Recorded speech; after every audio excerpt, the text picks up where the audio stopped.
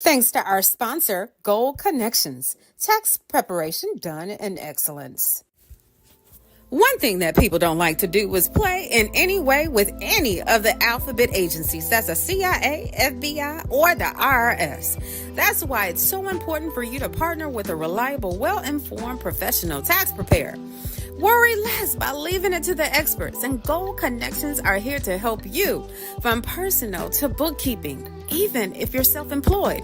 Barbers, hairstylists, truck drivers, daycare providers to nail techs, they have you covered too. And in all 50 states. So get your max refund today. Don't delay. Don't let this tax season overwhelm you. Trust Gold Connections to handle all your taxes with precision and care. Contact Gold Connections, GOL Connections.com. That's GOL Connections.com. Go ahead and ask for Miss C. You're locked in. You're listening to Hello Audacity Podcast, where we highlight audacity in business from startup to multi-level success, finance, health, wealth building, and the journey to self-discovery. The added bonus is that you get to learn from industry leaders and hear victory stories across the nation. Now that's Audacity. I'm your host, Lachey Marie. Let's get into it.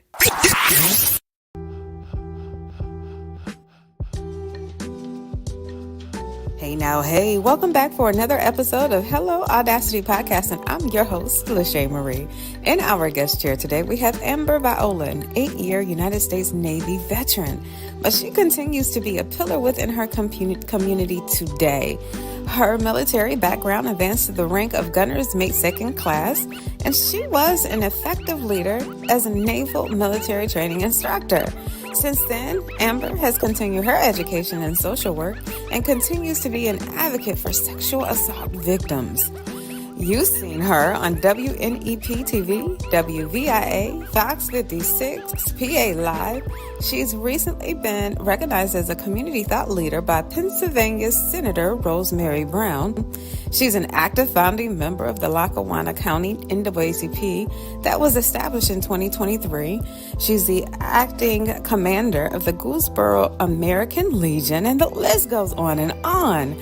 She now has a podcast, Politics But Make It Fashion, and has authored her first book, 72 Hours of Hell, My Time in the VA.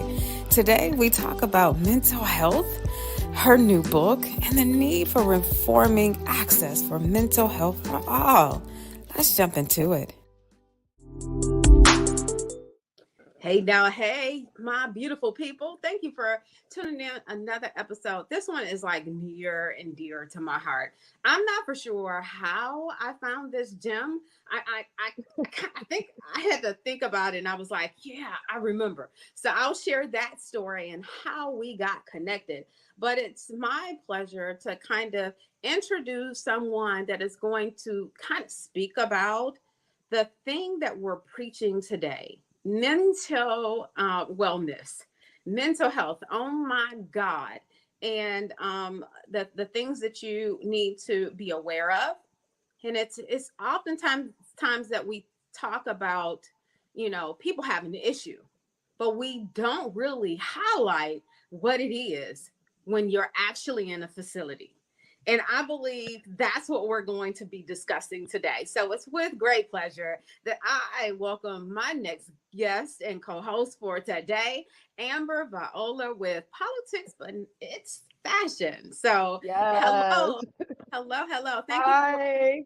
you for being on the show for sure. I'm kind of like, I'm amped for this conversation because though we understand the importance, we, look on our lookout to reach out to our family and loved ones to make sure that they're mentally well. However, we don't discuss the behind the scenes of it and being in a facility.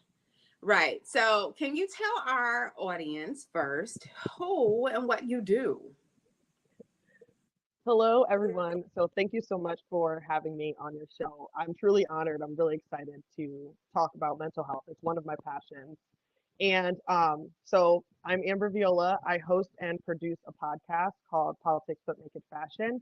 I'm also a Navy veteran, so I am currently the commander of American Legion Post 274 in Gouldsboro, Pennsylvania.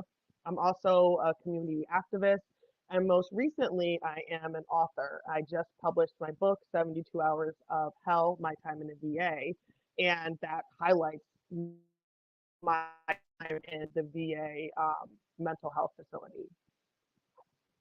Gotcha, gotcha. Thank you. Oh my God, all of those wonderful titles, and of course, we have to start out by letting people know that you're a veteran, and then you know what? It's like I had to make sure that I highlight that first before the author, before the community activism that you're doing, but or any other title. It is so awesome that you have been able to serve in a way that's selfless. So thank you for your service. I Thank definitely you. have to say that. Now, can you tell our viewers, kind of, I know I have a story of my own. I always say that. So, I have to get the story of other people because we don't become this phenomenal being just because we just landed here. It's because we've been through some stuff. We actually saw some things and we did a deep scrub. We want to stand out and have a voice in the community. So, can you tell us a little bit about your background, especially how it ended up for you writing this amazing book that you have? Thank you. So, I talk in the book about postpartum depression and how that kind of led me on a mental health journey, I guess kind of like the start of it, where that was really my kind of first foray into mental health treatment, having an official diagnosis and kind of trying to go from there. But what led me down this, what I call the rabbit hole, is I was in the Navy for 8 years, served honorably. I got out of the Navy. I was getting divorced. So I became a single parent. I had an 8-month-old baby and I worked 24-hour shifts. And so I was working in the Navy. I was a mom. I now needed a nanny. I'm getting divorced. And so I was like, I really need to go home. I want support. I'm going to get out. The Navy is not conducive to single parenthood. Honestly, even being a woman or a woman of color. So I came home and I what we call hit the ground running. I moved into my house, and the next day my daughter was in preschool on campus, and I was enrolled in school. I completed my bachelor's degree, and then like the day I graduated with my bachelor's, I got a job and I started working for my city that I live in as their HR director. I didn't know what burnout was at this time, but I was on the path to burning myself out. I joined every board I could sit on. I got involved in everything in my community. I was trying to be super mom to my daughter because I was trying to make up for the fact that it was just me. And so I was trying to just do everything. And then on top of that, the mental health just wasn't all the way fixed. So it started kind of creeping up, creeping back in. And as I was working my job, I experienced a lot of racism. I had crazy voicemail threats called into my job. I had people threaten me. And I think those things just really triggered me in a way. And so I knew that I was in a dark place. I knew I was Mm-hmm. really, really anxious because I felt so paranoid all the time and afraid almost to get up and go to work and to leave my house. Like I couldn't even relax over the weekend because I dreaded Monday so much Oh, that it was almost like a sickening feeling in my stomach by Sunday. So I resigned from my job and I said, all right, I'm going to take the holiday off. I'm going to go back to school, finish my master's. And now by so I that did time take a you had little, how many years in? this is when I'm out. I'm out Oh, now. you're out. Yeah, okay. Yeah, I got out. I moved home. I went to college right away, left Okay, got college, got a job. Now I left my job. I went back to college to finish my master's. And it wasn't enough. I thought that leaving the job, taking a little break would kind of help, but it really, really, really different didn't. And so I was just getting more depressed and more anxious. So I said, all right, I gotta deal with this. So I reached Right. out to my therapist that I had at the Veterans Affairs Hospital, and we had kind of set up a plan of how I was gonna try to get myself on the right path. I wanted to get my meds checked and fixed. I needed a minute. Being a single parent is hard, especially if you're dealing with any mental health issues, because you don't get a break. The only reason my kid's not running around right now is because she's with grandma. They went to dinner. Right. So, um, so you can't be sad. You can't be depressed. Like you can't be like, I just need you to leave me alone for a while. You still have Right. to be so present and active. So I really just felt so overwhelmed, and that's Right. honestly kind of where the book starts. Now, I went through postpartum depression when I first had my first baby. I didn't know what it looked like. We don't talk about it in our families. You're not, just like menopause. It was like I had to call my aunties and be like, y'all didn't prepare me for this. They don't really prepare you. It's like Right. nobody told me about me going through the adjusting to being a mom or wife or being single and dealing with postpartum and what it looks like, what it and how it's so different for Hmm. everybody. So I realized when I wanted to put my child on the doorstep and have his granny come get him, I knew I was like, I don't think Mm. this is Yeah. not normal. Uh, Yep. but there's 10 years between my kids. So you wait 10 years and I had another one and it was like, it smacked me in the face and it was even harder. Hmm. So I definitely, that's the time where I had no choice. I recognized it. I knew what it looked like. So it's like, I'm not going down that rabbit hole again. Um, Hmm.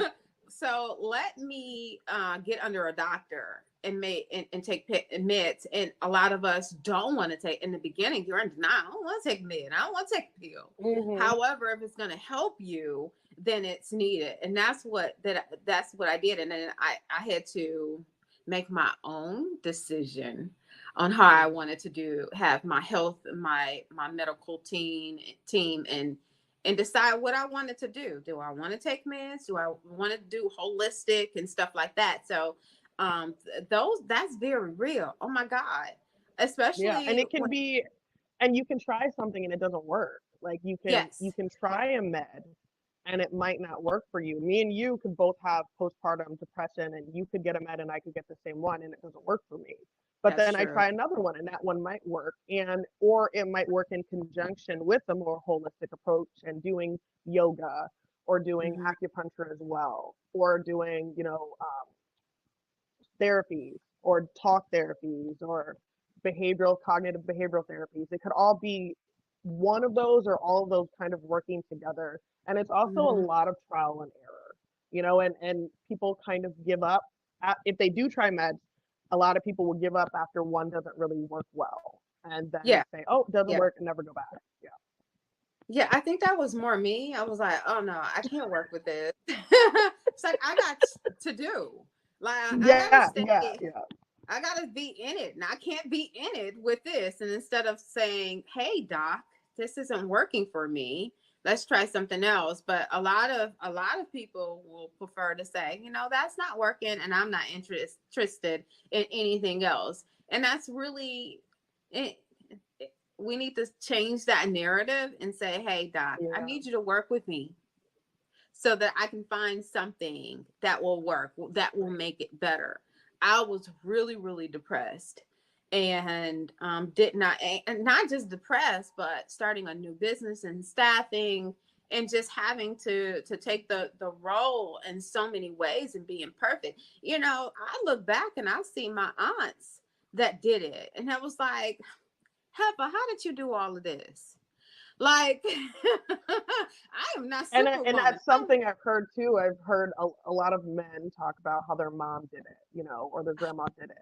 But it's like, was your grandma also crying in the room in the back? Like, your mom didn't have help. She was a single mom. She did do everything for all of y'all, but you didn't Mm-hmm. see the behind the scenes of Yeah, she we was a never victim. do. Like, But they did. They made it seem like it was seamless. But as we're getting mhm, older, we understand that they had really rough moments. There were many times that we didn't see tears, just like our kids.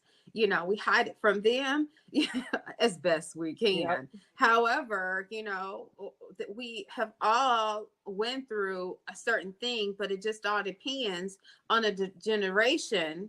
And I couldn't go back mhm, to that generation. I don't know. I don't know if I'm that strong. mhm. Like, I'm not. I would have. You would have had hot grits on you. like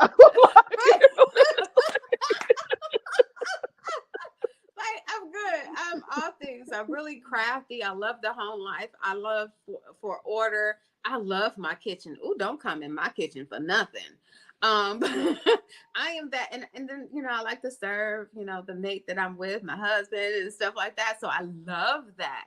However, when you're talking about uh, combining that with you're on teams at school, everybody's in soccer practice, you're a entrepreneur, you're also working a job. I mean, I can only be so many people. Right. Which is And very sometimes you heavy. have to kind of like go back and set boundaries that you didn't have before, and that's Right. really hard. And that's Right. what, when people talked about the whole quiet quitting thing, that's what it was talking about, was going backwards and saying, this is actually my job and I'm not going Yeah. to do all this extra stuff. Right. And Right. sometimes Right. that's really hard because you start off like full speed ahead and running, and you're like, okay, I actually can't do all these things. Right. And that even translates into the home as well. I love to be a homemaker. I love to cook and clean and do all that. But when you're also working 24-hour shifts, have a new baby, you're the only one doing laundry, cooking, cleaning, taking care of, like, that's, it's too much. Right, right, right. So I know that, and I want people to purchase this good book, because I know not only do they get to learn some of the lessons and some of the things that you need to bring out to make aware to other people, but I also know that a purchase also goes back to the community somehow, some way, because you are so passionate about our community. So, but I would like to know. There's always a breaking point. I don't want to give too much of the meat of the book or whatever, because I haven't read it. I did read your summary, and I was just like, oh, we have something in common. So I was like, oh, I can't wait for this one, because I'm nosy, so I always check the social media and the website, or the page, and see what kind of substance, before I bring somebody on here as a guest, what kind of substance can I relate to it? Do I, is there passion, or can the public and my audience gain from it? Now, was there a breaking point before, I would say, is there a breaking point before you entered the 72-hour hold? Or I would say, was there a last straw for you, which you felt yourself break to get to that point? I had tried to start going back to school and stuff, and I just couldn't even focus and get my mind together. And I was really, really depressed and really suicidal, and I couldn't get out of bed. I couldn't Okay. get out of my room. I couldn't leave my house. Couldn't shower. Couldn't do Okay. anything. And I was like, I'm gonna fucking die. I'm gonna shoot myself in the face. So I have to, like, I can't have my kid find me. So I Oh. gotta try to fix this, and I gotta try to do something. And I'm lucky that I had a really, really great therapist. She retired and broke my heart, Sandy, but Uh, she was amazing. And so when I talked to her, I said, she was like, I've never heard you like this ever before. And I was like, dude, I'm done. Like, I'm done. Um, and so there wasn't actually like a really big moment. I think it was just a lot of moments all built up or so surrounding it, this and it was was just a a lot of stuff. voluntary. Was this voluntary or So involuntary? it started off voluntary. And one of the things I Oh. learned while publishing this book was that there's investigations going on for the VA. in other places like Loma Linda, California, because veterans and active duty service members are going and saying, hey, I am suicidal, I'm depressed, I need help. And they're Okay. going voluntarily. And then somehow in that mix, they change it over. And now you're forced to be stuck on an involuntary 72-hour hold, a 302. Mm. Gotcha. Gotcha. Now, of course, I had my time there, which was involuntary, because I did commit to self-help hurt. And so they was like, even though you try to play it off, or you under um under explain, or you Yeah, don't tell you're not the honest. truth, Yeah. right, about it. It was like, no, we're gonna keep you. Now, for me, it was a 5150. So is there, if there, and That's the maybe it's same thing. different. Yeah, yeah, Okay. yeah. I was about to say, I'm not for sure if the different terms in different states and stuff, it was like 5150. And it's Hmm. very true. And, of course, you went to a VA hospital, which is it could be greatly different. I'm not for sure. However, you do think you're going in for 72 hours, but they have a choice to keep you even in the setting that I was in. And it was like, wasn't just 72. I was starting a new contract, and the contract was really big. And so I was just like, oh no, I can't stay here past 72. And Right. they was like, no, you tried to self-harm, so you wouldn't have been here Yeah. anyway. Let's deal with these issues now. And I was faced with, you didn't have a choice. But once you're in there, you understand that what prolongs the time is Yeah. you not Yeah. being willing to do the work, to talk And to fighting the with them counselor. about being there. Exactly. Or people not taking the medicine. So once you get in there and they tell you to take a certain type of medicine, you're taking the medicine. And most of the times, if you decline, when I was in there, I saw that those individuals staying longer Yep. because they weren't compliant to the Yeah. medical And treatment. that's the big thing, is the compliance part of it. And for me, I mean, they monitored everything I ate. So I had to eat like a certain amount of food at each meal, and, just a whole bunch of different things. And it's really crazy. But luckily, my mom was able to talk to me before I got to the facility, because you'll see it in the book. Oh, It was a mess, guys. I was screaming, I was crying. But I had a great nurse who allowed me to call my mom, and she's the one who told me, like, don't shut up, don't fight, just do whatever they say, like, because it's not gonna end good for you. mhm. Oh And she was wow. right. And I recently talked to someone who had a friend get 302 involuntary, like forced in, and they had such a hard time because they came in voluntary, then got stuck there, and they were fighting so hard to get out, which I get. Like, I totally understand. She's like, no, I'm not supposed to be here. I came in, but that just made it so much harder for her. Yeah. Oh, And I've I'm seen glad so that much I had that. denial. I read across, people that was there, and of course, you're there, and it's a reality. Once you get in there and you're in those halls, which is very cold, that there's no glass, there's no mirror. I mean, everything is monitored. You have a roommate. Everything. It's just like, it's cold. That's all I could remember. It's not personable. It's not meant to be personable It's at all. sterile. The Yes, bed stuff. It really, and actually, it is cold. Like, mine was freezing as well. I was yes, frozen the yeah. whole time out. I couldn't ever get comfortable, and I just don't understand. Like, you can't have a carpet.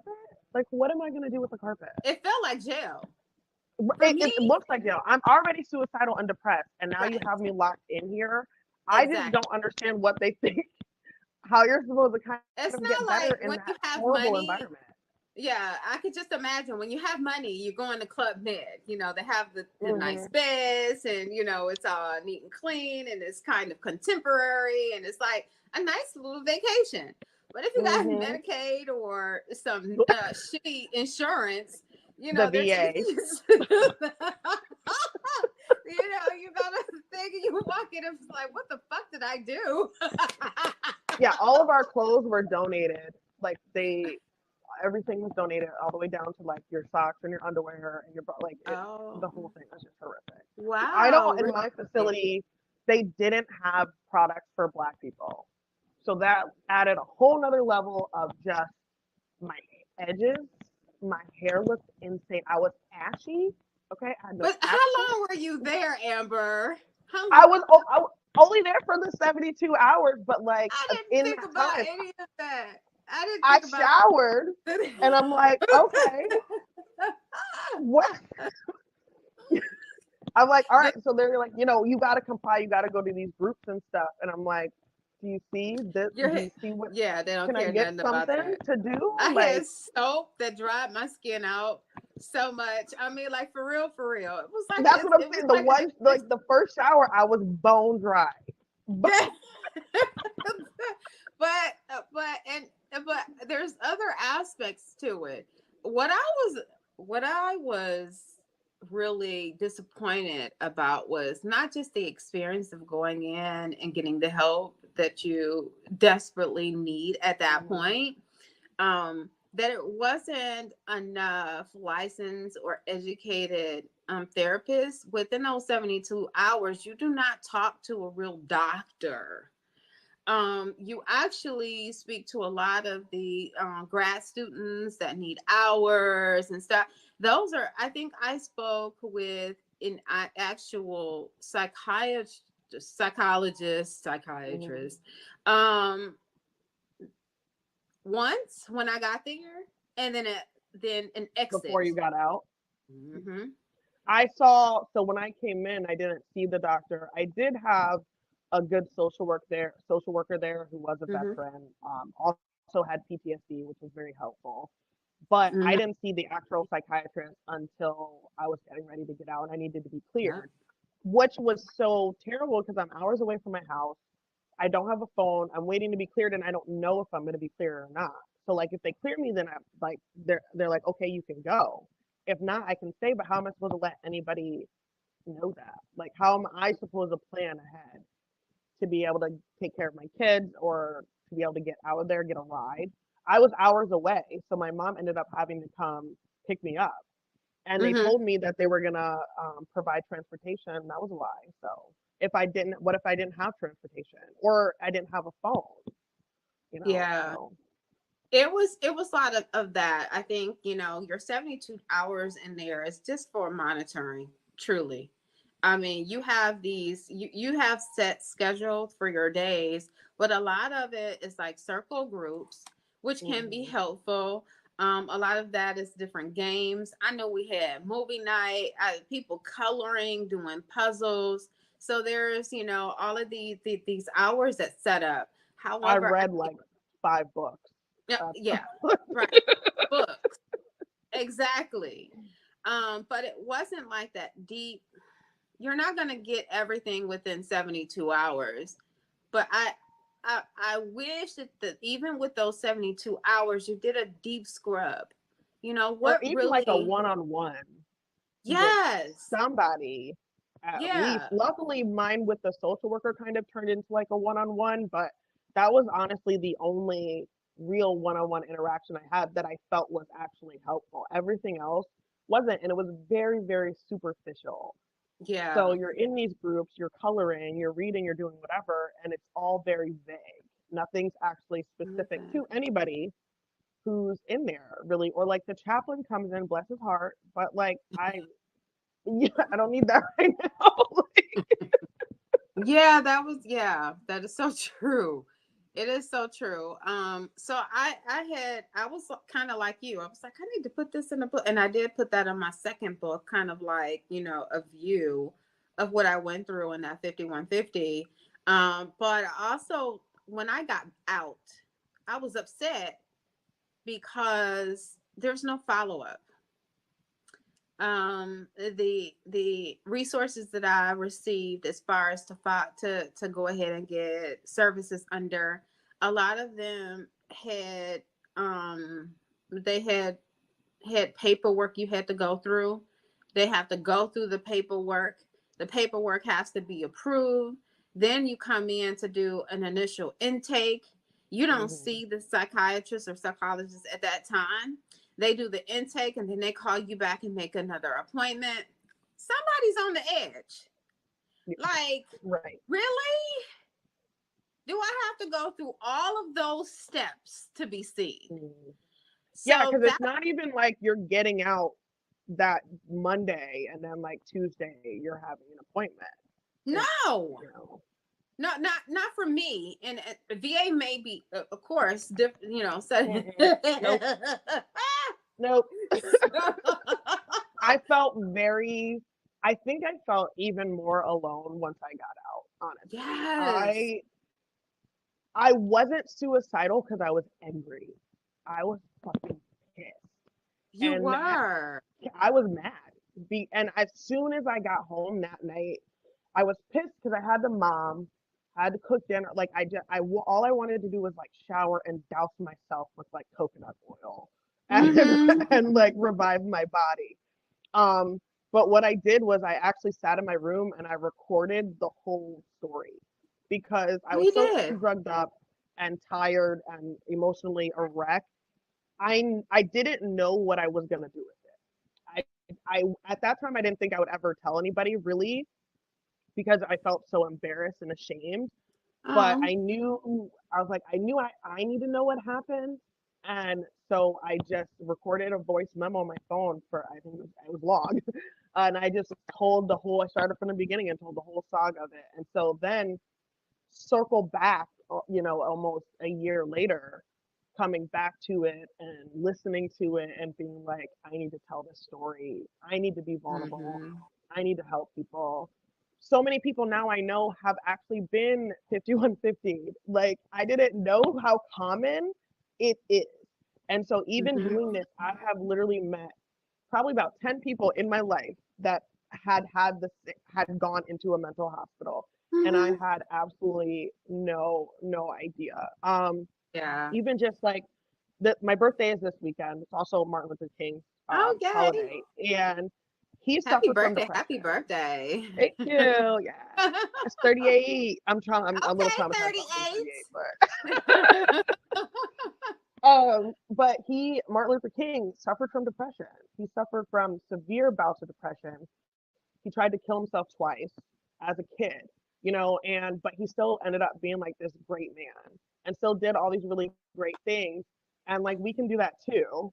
You just have to try to like get it together.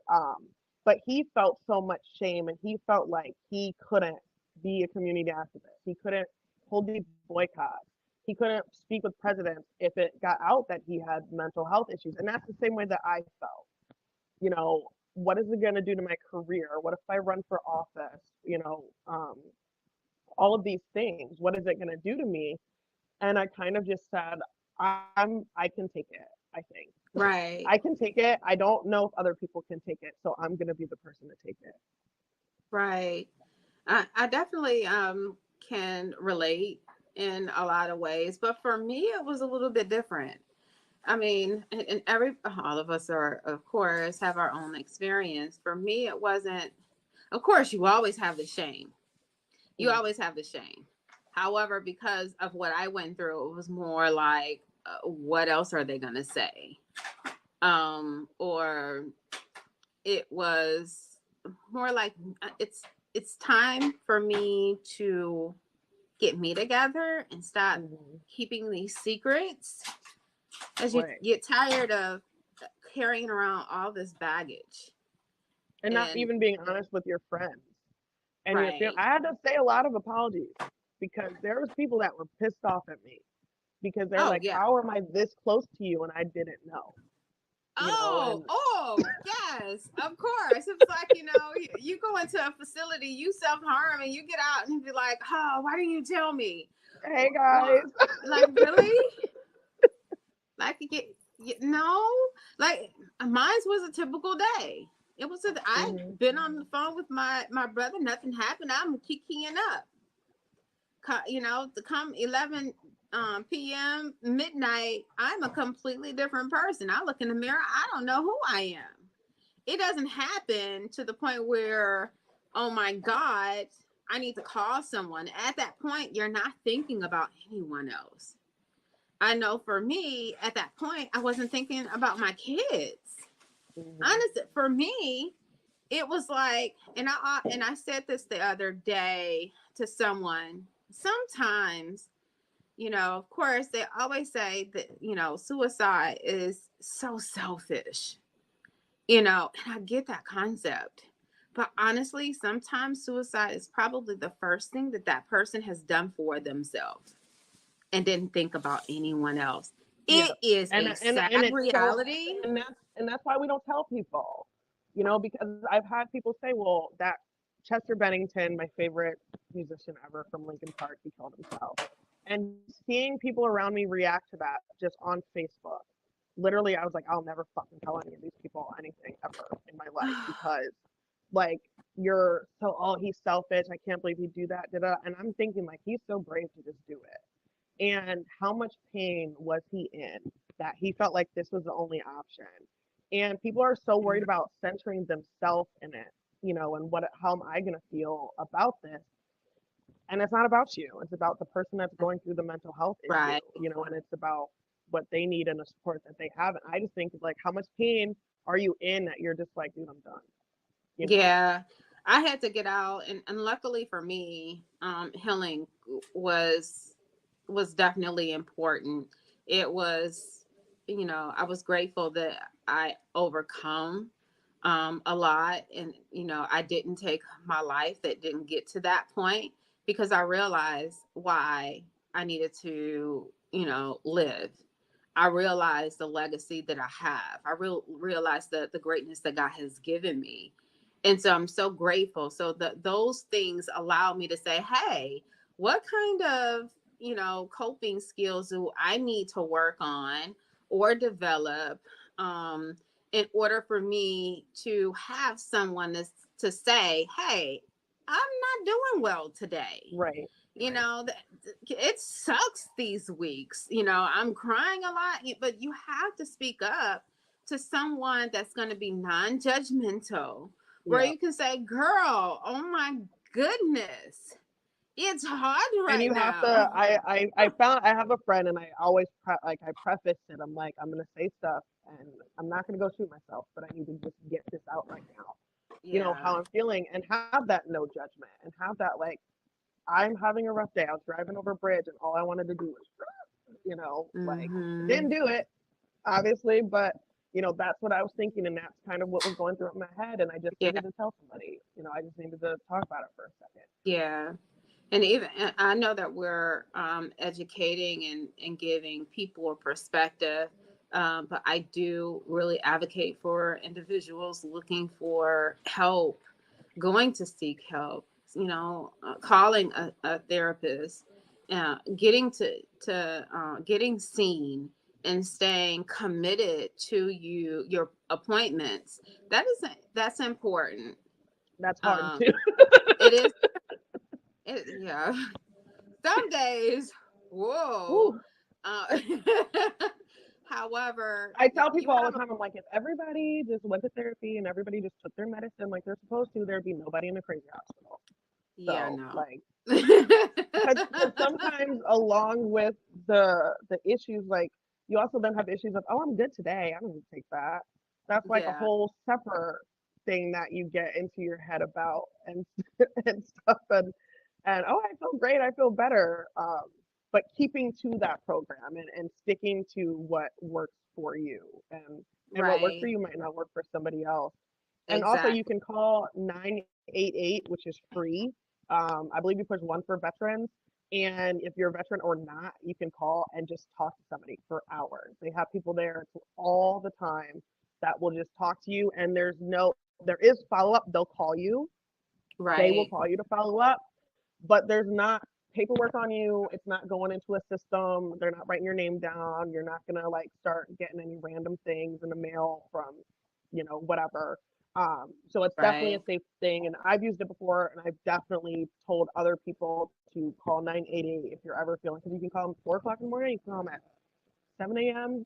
Any time Mm-hmm. throughout the day or night, and that to me is a good especially for people who don't have a person that they can talk to and really who can be there supportive. Because honestly, the reason that I ended up moving back home was because I didn't have a village.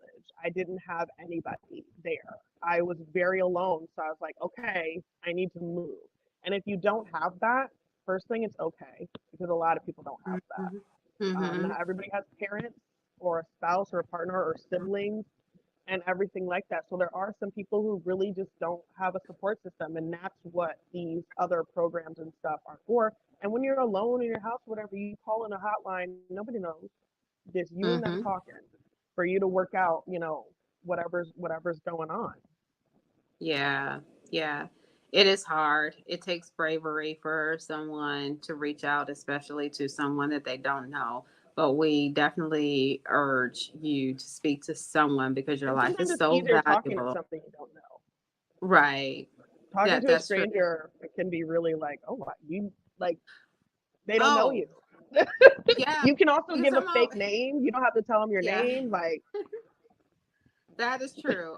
I know when we're being transparent on Facebook or whatever, social media site we're on, a lot of times I'll get people I've never met before. I don't know their yeah, name, never seen their face.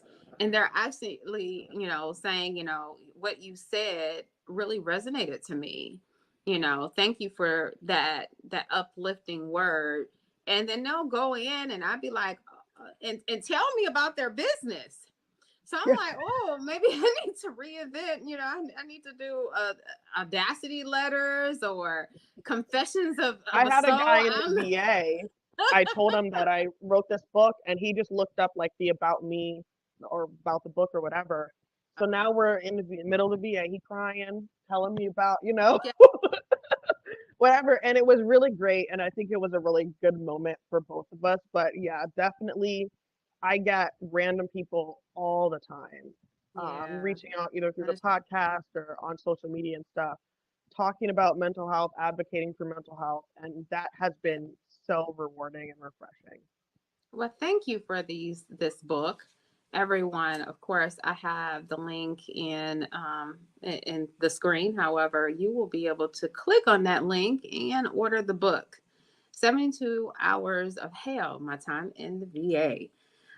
So you definitely want to snag that. I see you got some sales going on. So we definitely want to support you and also the mission that you have that you do so brilliantly in the PA. And that's how we got connected because wherever I am, of course, I like to connect with women of favor, women in leadership, and see what kind of resources I can Hmm. rally around because we always need a winner's circle. And us Yeah. women that are leading, um, can be an extension of each other. It's all about collaboration and partnership. So I believe that once I realized I was going to spend all this time in PA, I was like, oh, let me look up, and it brought me to you. So I know that NAACP chapter just started where you are. So let's talk about that a little briefly. Oh, Um, girl. So starting that, I was a founding member of that. I helped. you are. I thought Yeah, I so. helped kind of start Go, propelling forward. It girl. was hard. It was a lot What of work. county? Lackawanna Which? County. Okay, gotcha. So you guys had a wonderful gala there. We Um, did, we did. yeah, I run social media, so I do some social media consulting, and because I love it. I love pop culture. I love social media. Like I love the yeah. tea, everything. And So I was there. I inboxed you. I said you should have told me. I would have came. it was great. We had so many politicians that came out and really supported a lot of the community and everything. We had such a good turnout. It was very positive. The gala was our first. It was beautiful. We had a lot of people there. It was I was surprised by the How was turnout and stuff, membership but going? I was raised in membership is NAACP, is so how hard. was That's kind of it? the Is biggest the we need to do more membership drives. We need to focus on membership and getting people to sign up and attend meetings, which is hard. okay. So it's a new chapter there in Lackawanna, but Mhm. what's the nearest chapter? Give me some Is reference. Wilkes-Barre. Oh, What is that, Monroe or uh-huh. Luzerne? There we go. Okay. Yes, So that's, they have a well-established NAACP, oh, honestly, they and do. yes, and they have been such a great help. I actually got the Wilkes-Barre Presidential Award 2 years ago at their Okay. gala, and then I was able to go back this year, and then they came to our gala this year. So they have a really great team. They have a lot of young people. I can't remember what the youth initiative for the NAACP is called, but they have a lot of young kids, which is really great. Okay. Now that's closer to where I am. So that's why I asked, where was the nearest location. So that's good because your chapter just started in what, October? But we started, well, yeah, like our official kind of grand Official opening, having an opening. office and having a place, yes. Mm-hmm. But we Okay. started about, what was it, maybe like 2 years ago? Kind of started. One of our community members wanted to help start it and came up with an idea and got a couple of us together to try to kind of help push it and make it happen. But yeah, because the one in Wilkes is because I'm in Scranton, so it's close to as Uh-huh. well. Yeah. Yeah. Okay. Now, can you tell our audience like what else are you doing within the community? Because that's not all. I see you're very busy and involved, which is good. So can you I tell work. my viewers like exactly what you're doing, what you have, coming up so that we can support you in that way? Okay. So I'm the commander of my American Legion in Gouldsboro, PA, which is post 274. That's actually in Wayne County. That's where I grew up in Gouldsboro in the country, Mhm. Hicksville. But so I do a lot of community service and activism through being the commander, through my Legion, working with veterans. Working with Mhm. veterans and female veterans is really my passion. We're really trying to, we also are having a hard time with membership because in the Legion, all our veterans are dying off and we're not getting younger members in. So when I took over my Legion, we had a commander who stole from us. And we were about to close and Mhm. we had to pay taxes for the past like 3.5 years. Like, Mhm. I mean, we were just really in a bad place. So that is something I am so proud of that I was able to pull us out and have us start making money. Right now, we're raising money for a new roof. So Okay. we had a GoFundMe for a new boiler. We do have social media pages for that, but that is something I'm passionate about. I also sit on a board for military academies to select students. So high school students who are applying, they apply through their senator or their congressman. I work with Congressman Matt Cartwright, and that's probably one of my favorite things that I get to do every year because these Mhm. kids that apply are the best of the best. And as much as people want to talk about Gen Z and Gen Alpha or whatever, like these kids to me show that they're doing it. Because I mean, these Mhm. kids have done so much. I'm like, dang, I need to do more. Like, what Right. am I over Right. here doing? And then with kind of that initiative, I really need more Black and Brown people to apply to these military academies because we're not getting any. We got more Mhm. women this year, but I would really love to go into the school districts here and let people know like this is not recruiting because I was in the military. If you don't want to do it, don't do it. But also, this is an option for you, and this is a way that you Mhm. can get your school paid, and this is a way to kind of get a kickstart for whatever you choose to do. And also working with the NAACP, I work a lot with Black Scranton Project here in Scranton. The CEO and founder Glennis Johns is one of my really great friends, and so we will be working together on Black History Month stuff coming up. There's an MLK dinner and award presentation in Scranton from the University of Scranton this weekend. I was supposed to be singing the Black National Anthem, but I'm actually in Pittsburgh because I'm Oh, attending okay. a funeral tomorrow. But Oh. so that's going on, and then I will be on PA Live on Monday in the afternoon for their live show talking about my book, mental health and Martin Luther Okay. King. And then in the evening, I will be on WVIA, and that will be live streaming through their Facebook and then uploaded to their like PBS, NPR, WVIA website, talking about being a Black business owner, and getting grants and kind of how I got Politics But Make It Fashion started. I just have a little studio in my house, in my room, that I built for myself, and I have two podcasts now, Politics But Make It That's what I Fashion, was just about to segue and I also into. have Of another one course. called My Culty College, which is a whole nother thing. Back, 100 lives ago, I went to a very fundamentalist evangelical Bible college that was a disaster. And it's called My Culty College, and it's stories, my story, and also other people who were either there with me or went there before me or after me, and kind of sharing their experience with religious trauma and kind of just being in that fundamentalist environment, and Right. honestly trying to work it out to come out from the other side. And Right.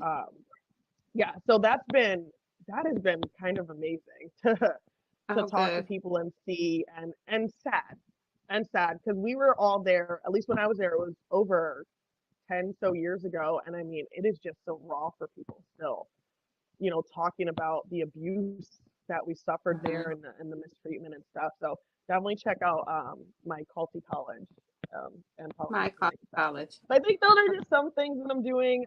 Honestly, I'm always doing something. I'm a Capricorn. I'm bored in a second. So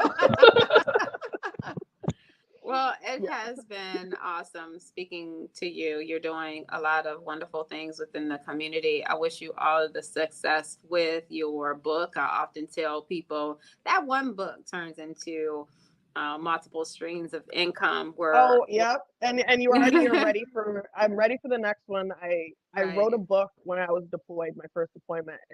It's literally like on a notebook that's like this, Oh, and I have a little, I like stapled together, and so that's kind of the next book project that I'm gonna be oh, working on, good. is getting that Good. all together and put out. Keep going. Awesome. Thank you for joining us. We will definitely have you back Thank so you for that we sharing can. your stories too Yeah, I as definitely well. want to Thank have you you. back.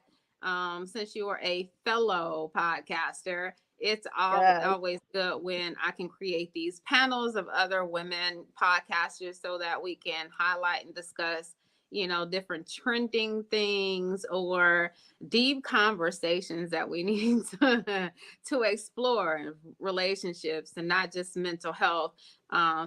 Sex trafficking awareness month is this Mhm. month.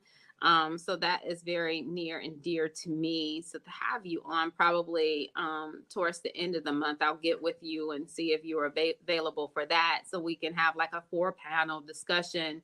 I have a guest that will be talking about her personal experience when it comes to being sexually trafficked over 5 states for 4 years. Her story Wow. is pretty deep. Yeah, yeah, yeah. But of Before I course, got thank. on with you, I was recording a video about Human Trafficking Awareness Month too, because Mhm. it's something I lived overseas, so I saw the labor trafficking a lot. Mm, With the main situation, I mhm. lived in Qatar in the AUE, and so I saw I didn't really know what labor trafficking was, honestly, um, Mhm. and so seeing that, I was like, oh, this is Right. wow. You guys are like in prison, but you're amazing, Mhm. but you're in prison. Yeah. Mhm. So Well, thank you for being on. Lastly, let's inform our audience where they can view you on social media. So go ahead, shout yourself out. Where can they find you, girl? um, you can find me on Facebook at Politics But Make It Fashion. We are on TikTok at Politics But Make It Fashion. We have an Instagram, Politics But Make It Fashion 1. And you can also subscribe to Politics But Make It Fashion and My Coffee College, wherever you listen, Apple, Amazon, Google, Spotify. Give us a subscribe and leave a review. Awesome. Awesome. Well, guys, it's been real, and you've tuned in for another episode of Hello Audacity Podcast. I thank you so much for all of your support. Of course, you want to jump in my Dream Big Vision class that is going on right now. The link is below. It is the I Dare You Challenge. It's not just a vision board, but the newest concept to making your dream big vision come true. So thank you again, and we'll be back shortly with another amazing guest. If you have a gift, talent, testimony, or victory stance that you would like to discuss with the public, please, I want you to be my co-host today. So go ahead and click the link. It is below. Thank you again. Bye, guys.